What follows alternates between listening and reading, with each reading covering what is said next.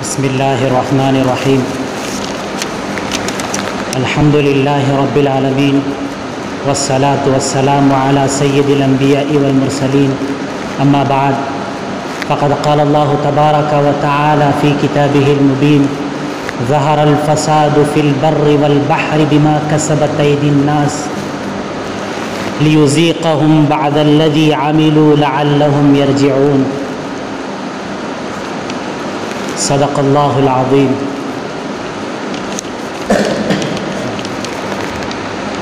بھائی اور دوستو، اس وقت پوری دنیا جن حالات سے گزر رہی ہے، پوری دنیا جن مشکلات سے پریشانیوں سے دوچار ہے، مصائب متاعب میں لوگ پریشان ہیں، ایک وبا کے اندر مبتلا ہیں، ایک بیمار مبتلا جس نے ساری دنیا کو پریشان ہے۔ اسی کو اللہ عز و جل نے کہا تھا ظہر الفساد فی البر والبحر بما کسبت ایدی الناس، کہ لوگوں کے کرتوتوں کی وجہ سے، لوگوں کے اعمال کی وجہ سے، لوگوں کے گناہوں کی وجہ سے روئے زمین پر نہ تو خشکی رہی، نہ تو تری رہی، نہ تو سمندر رہے، نہ تو کوئی ایسی جگہ رہی جہاں پر فساد اور بگاڑ نہ مچ گیا ہو، جہاں فساد اور بگاڑ نہ رہا ہو۔ دنیا کا کوئی خطہ نہیں ہے، دنیا کا کوئی کونا اس وقت نہیں ہے جو پریشان حال نہیں ہے، سارے کے سارے لوگ پریشان حال ہیں۔ اسی کو اللہ عز و جل نے کہا کہ یہ لوگوں کے اعمال ہیں، یہ لوگوں کے کرتوت ہیں، یہ لوگوں کے گناہ ہیں، جس کی وجہ سے دنیا کا کوئی حصہ نہیں بچا ہے، دنیا کا کوئی جز ایسا نہیں بچا ہے جہاں پر فساد اور بگاڑ نہ مچا ہو، جہاں پر اس وبا اور بیماری کا وجود نہ ہو۔ ہر جگہ لوگ پریشان ہیں۔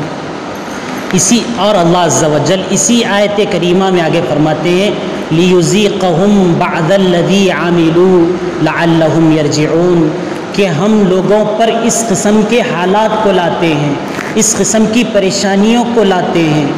ان قسم کی مصیبتوں کو، تکالیف کو، وباؤں کو، بیماریوں کو لوگوں پر اس لیے طاری کرتے ہیں، ہم اس قسم کے مزے اس لیے چکاتے ہیں لعلہم یرجعون، تاکہ وہ لوگ اپنے ان بدعمالیوں سے، اپنے ان کرتوتوں سے اللہ کی طرف رجوع ہو جائیں، اللہ کی طرف متوجہ ہو جائیں، اللہ سے تائب ہو جائیں، اللہ کی طرف متوجہ ہو جائیں۔ لیکن بھائی اور دوستو، صورتحال یہ ہوتی ہے کہ ان حالات میں بھی اللہ عز و جل کی طرف رجوع، اللہ تبارک و تعالیٰ کی طرف لوٹنا، اللہ تبارک و تعالیٰ سے مانگنا، اللہ سے رجوع کرنا، اس کا احساس، اس کا خیال ہمارے دلوں پر ہوتا ہی نہیں ہے۔ بھائی اور دوستو، مصیبتیں آتی ہیں، پریشانیاں آتی ہیں۔ اللہ عز و جل قرآن کریم کے اندر ارشاد فرماتے ہیں الم یعنی للذین آمنوا، کہ کیا مومنوں کے لیے وہ وقت نہیں آیا ہے کہ وہ اللہ تبارک و تعالیٰ کی طرف رجوع ہو جائیں، اللہ کی طرف لوٹ جائیں، اللہ تبارک و تعالیٰ سے تائب ہو جائیں، اللہ تبارک و تعالیٰ سے اپنی گناہوں کی معافی کو طلب کریں۔ بھائی اور دوستو، حالات آتے ہیں، حالات آنے پر کیا ہماری صورتحال بدل چکی ہے؟ کیا ان مصیبتوں میں، ان پریشانیوں میں جس سے کوئی بچا نہیں ہے، سارے کے سارے لوگ پریشان ہیں، ساری کی ساری دنیا کو بند کر دیا گیا، لاک ڈاؤن کر دیا گیا، پھر اس کے باوجود بھی بیماری جب نہیں رکی تو پھر اس کے بعد کھول دیا گیا اور بیماری بڑھتی ہی جا رہی ہے۔ لوگ ڈرے ہوئے ہیں، لوگ سہمے ہوئے ہیں، لوگ پریشان حال ہیں۔ بھائی اور دوستو، ان حالات میں ہم کیا اللہ کی طرف رجوع کر رہے ہیں، اللہ کی طرف لوٹ رہے ہیں، اللہ سے اپنے گناہوں کی معافی تلافی کر رہے ہیں، کیا اللہ سے مانگ رہے ہیں، یا ان چیزوں کو اختیار کر رہے ہیں، ان اسباب کو اپنا رہے ہیں جس کی وجہ سے یہ بیماری ختم ہو جائے؟ ہم مسلمان ہیں، ہمارا عقیدہ ہے، ہمارے اللہ اور اللہ کے رسول اللہ صلی اللہ علیہ وسلم نے ہمیں ایسی ایسی چیزیں بتائی ہیں کہ جس کی وجہ سے نہ صرف یہ چھوٹی موٹی بیماریاں بلکہ بڑے بڑے مصائب دور ہو سکتے ہیں۔ بھائی اور دوستو، ان حالات میں، ان پریشانیوں میں ہمیں کیا کرنا ہے؟ ان حالات میں بھائی اور دوستو، کم از کم شریعت کے سارے احکام ہیں، لیکن کم از کم ان حالات میں 3 چیزوں کا اہتمام ضرور کرنا چاہیے۔ سب سے پہلی چیز یہ ہے کہ دعاؤں کا اہتمام کیا جائے، کہ اللہ تبارک و تعالیٰ سے ان حالات میں مانگا جائے، اللہ تبارک و تعالیٰ سے گڑ گڑا کر دعائیں کی جائے کہ اللہ ہم پر سے ان حالات کو، ان پریشانیوں کو، ان مصائب کو، ان وباؤں کو دور کر دیجئے۔ دعا کے اندر بڑی طاقت ہوا کرتی ہے۔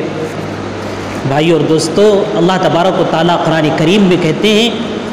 وقال ربکم ادعونی استجب لکم، تمہارا رب تو تم سے یہ کہتا ہے کہ تم مجھ سے مانگو، میں تمہاری دعا کو قبول کرتا ہوں، تم مجھ سے مانگو، میں تمہاری مصائب کو، تمہاری پریشانیوں کو، تمہارے حالات کو دور کرتا ہوں۔ بلکہ اللہ تبارک و تعالیٰ تو کہتے ہیں کہ ان الذین یستکبرون عن عبادتی سیدخلون جہنم داخرین، کہ جو لوگ مجھ سے مانگتے نہیں ہیں، دنیا میں جب مانگا جاتا ہے تو لوگ پریشان ہوتے ہیں، اللہ کہتے ہیں کہ جو مجھ سے مانگتے نہیں ہیں، مجھ سے مطالبہ نہیں کرتے، اپنے مصائب میں، اپنے پریشانیوں میں مجھ سے رجوع نہیں ہوتے ہیں، اللہ کہتے ہیں جو مجھ سے مانگنے میں تکبر کرتا ہے، کنجوسی کرتا ہے، اللہ کہتے ہیں کہ روز قیامت میں جس کی یہ صورت حال ہو، جس کی یہ عادت ہو، اللہ کہتے ہیں کہ ہم ان کو جہنم میں ذلیل کر کے، کان پکڑ کر ہم ان کو جہنم میں داخل کر دیں گے۔ بھائی اور دوستو، اور ایک جگہ اللہ کہتے ہیں وَإِذَا سَأَلَكَ عِبَادِي عَنِّي فَإِنِّي قَرِيبٌ، نبی کریم صلی اللہ علیہ وسلم کو اللہ مخاطب کر کے کہہ رہے ہیں کہ اے حبیب صلی اللہ علیہ وسلم، اگر آپ کی امتی آپ سے یہ سوال کرتے ہیں کہ آپ کا رب ان سے قریب ہے، تو کہتے ہیں کہ وَإِذَا سَأَلَكَ عِبَادِي عَنِّي، اگر یہ بندے میرے تعلق سے آپ سے پوچھتے ہیں کہ تمہارا رب قریب ہے یا نہیں ہے، تو آپ ان سے کہہ دیجئے کہ فإنی قریب، میں تو بندے کے بالکل قریب ہوں۔ بلکہ اللہ تبارک و تعالیٰ نے دوسری جگہ فرمایا کہ ہم تو اس کی جو جان کی شہرگ ہوتی ہے، جس کے کاٹنے سے جانور ذبح ہو جاتا ہے، ہم تو انسان کے اس سے بھی زیادہ قریب ہیں۔ اللہ کہتے ہیں اجیب دعوت الداعی، کہ مانگنے والے کی ہم دعا کو قبول کرتے ہیں، اذا دعانی، جب وہ مجھ سے مانگتا ہے۔ تو اللہ کہتے ہیں کہ مجھ سے مانگو، مجھ سے طلب کرو، اگر حالات ہیں، پریشانیاں ہیں، مصائب ہیں، متائب ہیں، بلائیں ہیں، اللہ سے رجوع کرو، اللہ تبارک و تعالیٰ تمہاری بلاؤں کو، تمہاری پریشانیوں کو اللہ عز و جل دور کریں گے۔ دوسری بات بھائی اور دوستو، جب اس قسم کے حالات آ جائیں، سب سے پہلی چیز تو دعا ہے، یہ دعا ہے، استغفار ہے، اور اسی طریقے سے صدقہ ہے، جس کی اہمیت شریعت کے اندر بہت زیادہ بیان کی گئی ہے کہ اس کے تعلق ان 3 چیزوں کے بارے میں فرمایا گیا کہ اگر ان 3 چیزوں کا اہتمام کیا جاتا ہے، اللہ تبارک و تعالیٰ کے پاس، اللہ کی تقدیر میں، اگر اللہ کی پاس جو لوح محفوظ ہے یا جس میں انسان کے اعمال لکھے جاتے ہیں، اگر اس کی زندگی کے سلسلے میں اللہ کی طرف سے فیصلے پہلے ہی سے موجود ہیں، تو دعائیں کرنے سے، صدقہ کرنے سے، اور اسی طریقے سے اللہ سے معافی مانگنے سے، اس کے نام اعمال کے اندر جو چیزیں لکھی ہوئی ہیں وہ ساری کی ساری چیزیں بھی بدل جاتی ہیں۔ حالانکہ نام اعمال کا تعارف کراتے ہوئے اللہ نے فرمایا کہ لا یغادر صغیرۃ ولا کبیرۃ الا احصاها، کہ وہ نام اعمال تو ایسا نام اعمال ہوتا ہے کہ نہ تو چھوٹی چیز ہوتی ہے نہ تو بڑی چیز ہوتی ہے۔ انسان جب اس کے سارے اعمال اللہ تبارک و تعالیٰ اس کے پیش کریں گے تو بڑے تعجب سے نام اعمال کو دیکھ کر یہ کہے گا کہ اللہ یہ عجیب قسم کا ہے، نہ تو یہ چھوٹی چیز کو چھوڑتا ہے نہ تو بڑی چیز کو چھوڑتا ہے، ساری کی ساری چیزیں اس کے اندر محفوظ ہو جاتی ہیں۔ بھائی اور دوستو، دوسری چیز ہے صدقے کا خصوصاً اہتمام کرنا ہے۔ اپنے پاس جتنی وسعت ہے، جتنی طاقت ہے، اگر ہمارے پاس، اگر ہم 100 کماتے ہیں تو اگر کوئی ریاکاری کے ساتھ، دکھلاوے کے ساتھ 1 لاکھ میں سے 1000 روپے دیتا ہے، اور ہم صرف اللہ کی رضامندی کے لیے، اللہ کو خوش کرنے کے لیے 100 روپے میں سے 1 روپے دیتے ہیں، تو 1 لاکھ میں سے 1000 روپے دینے کے برابر ہوتے ہیں۔ اللہ کے یہاں اخلاص مقصود ہوتا ہے کہ بندہ میری طرف متوجہ ہو کر میری خوشی کے لیے، میری رضامندی کے لیے کیا دے رہا ہے۔ اللہ کے پاس اگر رضامندی ہے، اللہ کی خوشنودی مطلوب ہے، تو اللہ کے پاس 100 روپے کمانے والے کے 1 روپے، 1000 روپے کمانے والے کے 100 روپے، 1 لاکھ روپے کمانے والے کے 1000، سارے کے ساری چیزیں برابر ہو جاتی ہیں۔ بھائی اور دوستو، صدقے کی اہمیت کو بیان کرتے ہوئے ایک حدیث ہے جس میں نبی کریم صلی اللہ علیہ وسلم نے فرمایا کہ جب اللہ تبارک و تعالیٰ نے زمین کو پیدا فرمایا تو زمین کو پیدا فرمانے کے بعد زمین ہلنے لگی، زمین ہلنے لگی تو اللہ تبارک و تعالیٰ نے پہاڑوں کو پیدا فرمایا۔ یہ پہاڑ زمین پر کیل کے مانند ہیں، جیسے کیلوں کے ذریعے سے کسی بھی چیز کو گاڑا جاتا ہے، مضبوط کیا جاتا ہے۔ اللہ تبارک و تعالیٰ نے ان پہاڑوں کے ذریعے سے زمین کو مضبوط کیا۔ تو جب اللہ تبارک و تعالیٰ زمین کو پیدا کر چکے، زمین ہلنے لگی تو زمین کے ہلنے پر اللہ نے پہاڑوں کو پیدا فرمایا تو زمین بالکل ٹھہر گئی۔ تو فرشتے بڑے تعجب سے کہنے لگے کہ یا اللہ، پہاڑوں کے اندر اتنی طاقت ہے کہ یہ پہاڑ ساری زمین کو، اتنی بڑی زمین کو، یہ پہاڑ جو ہل رہی تھی اس کو انہوں نے ٹھہرا دیا۔ تو ان فرشتوں نے اللہ تبارک و تعالیٰ سے پوچھا، اے رب، آپ کے یہاں ان پہاڑوں سے بھی طاقتور کوئی چیز ہے؟ ان پہاڑوں سے زیادہ طاقتور کوئی چیز؟ اس کے بعد اللہ تبارک و تعالیٰ نے فرشتوں سے کہا کہ اس سے بھی بڑی طاقتور چیز ہمارے پاس ہے، ان پہاڑوں سے زیادہ طاقتور چیز میں نے پیدا کی ہے۔ اس کے بعد اللہ تبارک و تعالیٰ نے فرمایا کہ لوہا ہے، کہ آدمی لوہے کے ذریعے سے پہاڑوں کو کاٹ دیتا ہے، بڑے بڑے چٹانوں کو کاٹ دیتا ہے۔ پھر اس کے بعد فرشتوں نے اللہ تبارک و تعالیٰ سے کہا، اے اللہ، کیا آپ کے پاس لوہے سے بھی زیادہ طاقتور کوئی چیز ہے؟ تو اللہ تبارک و تعالیٰ نے کہا کہ اس سے بھی زیادہ طاقتور چیز میں نے پیدا کی ہے۔ تو اللہ تبارک و تعالیٰ نے فرمایا کہ وہ آگ ہے جو لوہے کو جلا کر لوہے کو خاکستر کر دیتی ہے، یہ آگ ہے جو لوہے سے زیادہ طاقتور ہے۔ پھر اس کے بعد فرشتوں نے کہا، اے اللہ، آپ کی مخلوق میں، آپ کی پیدا کردہ چیزوں میں، دنیا کے اندر اس سے بھی بڑی طاقتور کوئی چیز ہے؟ تو اللہ تبارک و تعالیٰ نے فرمایا کہ اس سے بڑی طاقتور چیز پانی ہے، کہ کتنی ہی بڑی آگ کیوں نہ ہو، کتنے ہی لوہوں کو کیوں نہ جلا لیا جائے، لیکن پانی اس کے اوپر ڈال دیا جاتا ہے تو لوہے بجھ جاتے ہیں۔ پھر فرشتوں نے پوچھا، اے اللہ، آپ کے پاس پانی سے بھی بڑی طاقتور چیز کوئی ہے؟ تو اللہ تبارک و تعالیٰ نے فرمایا کہ پانی سے زیادہ طاقتور چیز ہمارے پاس ہوا ہے، کہ ہم ہوا کے ذریعے سے سمندر کے اندر موج پیدا کرتے ہیں،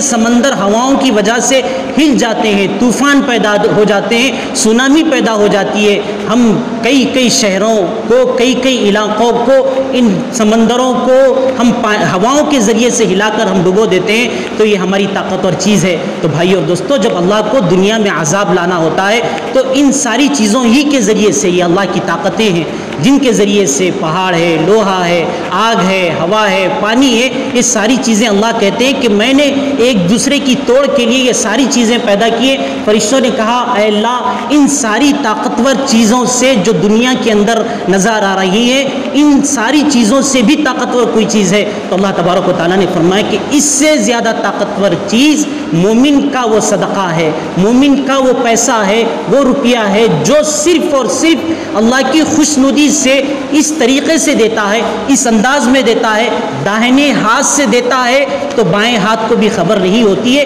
اس کے اندر اتنی بڑی طاقت ہے کہ دنیا کی یہ ساری مخلوق جن کے ذریعے سے اللہ دنیا میں عذابوں کو لاتے ہیں، یہ صدقہ دینے کی وجہ سے اللہ تبارک و تعالیٰ کا جو ان سارے چیزوں کے خالق ہیں، ان چیزوں کے پیدا کرنے والے ہیں، اللہ کے غصے کو مومن کا وہ صدقہ جو اپنے دائیں ہاتھ سے دے تو بائیں ہاتھ کو بھی خبر نہ ہو، یہ اللہ کے غصے کو ٹھنڈا کر دیتا ہے۔ بھائی اور دوستو، صدقے کے اندر اتنی طاقت ہوتی ہے، خواہ مصائب کتنے ہوں، خواہ پریشانی کتنے ہوں، حالات کیوں کتنے نہ ہوں، صدقے کے اندر بڑی طاقت ہوتی ہے کہ اس کے ذریعے سے اللہ کا غصہ، اللہ کا غضب ٹھنڈا ہوتا ہے، تو پھر ساری کی ساری وبائیں، ساری کی ساری بلائیں دور ہو جاتی ہیں۔ بھائی اور دوستو، تیسری چیز جس کا اہتمام کرنا ہے، استغفار، اللہ تبارک و تعالیٰ سے اپنے گناہوں کی بخشش کو طلب کرنا ہے، اللہ سے اپنے گناہوں کو جو ہم نے کیا ہے، اللہ تبارک و تعالیٰ سے اس کی معافی مانگنی ہے۔ اللہ تبارک و تعالیٰ حضرت نوح علیہ السلام استغفار کی برکت کو بتاتے ہوئے سورہ نوح کے اندر فرماتے ہیں کہ استغفروا ربکم انہ کان غفارا، کہ تمہارے رب سے استغفار کو طلب کرو، بخشش کو طلب کرو۔ انسان ہے، گناہ ہو جاتے ہیں، خطا ہو جاتی ہیں، غلطیاں ہو جاتی ہیں، لیکن اللہ سے مغفرت کو طلب کرو۔ اللہ تبارک و تعالیٰ اس کے بدلے میں یرسل السماء علیکم مدرارا، اللہ تبارک و تعالیٰ آسمان سے موسلا دھار بارش اپنی رحمت کو برسائیں گے۔ وَيُمْدِدْكُمْ بِأَمْوَالٍ وَبَنِينَ، اگر تم استغفار کا اہتمام کرو گے، اللہ کی طرف رجوع ہونے کا اہتمام کرو گے، گناہوں کی معافی تلافی کرو گے، تو اللہ تبارک و تعالیٰ وَيُمْدِدْكُمْ بِأَمْوَالٍ وَبَنِينَ تمہارے مالوں میں بھی زیادتی کریں گے، تمہارے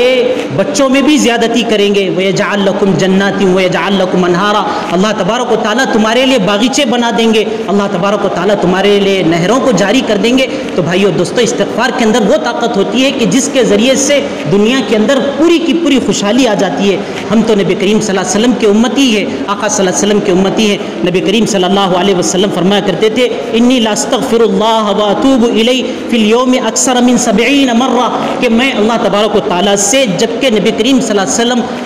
بخشائے ہوئے ہیں، آپ صلی اللہ علیہ وسلم فرمایا کرتے تھے کہ میں اللہ تبارک و تعالیٰ سے استغفار کرتا ہوں، میں اللہ سے توبہ کرتا ہوں، دن میں 70 مرتبہ سے زیادہ اللہ کی طرف رجوع میں اللہ کی طرف کرتا ہوں۔ تو بھائی اور دوستو، ہمیں تو اللہ کی طرف اس سے زیادہ رجوع ہونے کی ضرورت ہے، بلکہ ایک حدیث کے اندر نبی کریم صلی اللہ علیہ وسلم فرماتے ہیں کہ انہ لیغان علی قلبی، میرے دل کے اندر بھی کدورت آ جاتی ہے، میرے دل کے اندر بھی زنگ بیٹھ جاتا ہے۔ یا آقا صلی اللہ علیہ وسلم، نبی کریم صلی اللہ علیہ وسلم فرما رہے ہیں کہ وانی لاستغفر اللہ، کہ میں اس کی وجہ سے دن میں 70 مرتبہ اللہ تبارک و تعالیٰ سے استغفار کرتا ہوں۔ تو بھائی اور دوستو، مصائب کتنے ہی ہوں، پریشانیاں کتنی ہی ہوں، حالات کتنے ہی ہوں، یہ تین چیزیں شریعت کے اندر، اسلام کے اندر اتنی طاقتور چیز بتا دی گئی ہیں کہ اگر تقدیر میں اگر ہمارے لیے کوئی برا راستہ لکھا ہوا ہے، اگر ہم دعائیں کرتے ہیں اور ہم صدقے کا اہتمام کرتے ہیں اور اسی طریقے سے اللہ سے اپنے گناہوں کی معافی تلافی کرتے ہیں، تو یہ تو کوئی چیز نہیں ہے، بلکہ انسان کی ساری تقدیر بدل جاتی ہے۔ اللہ تبارک و تعالیٰ سے دعا ہے کہ اللہ تبارک و تعالیٰ ہمیں اس کا اہتمام کرنے کی توفیق عطا فرمائے۔ آمین۔ وآخر دعوانا الحمدللہ رب العالمین۔ سنت ہے۔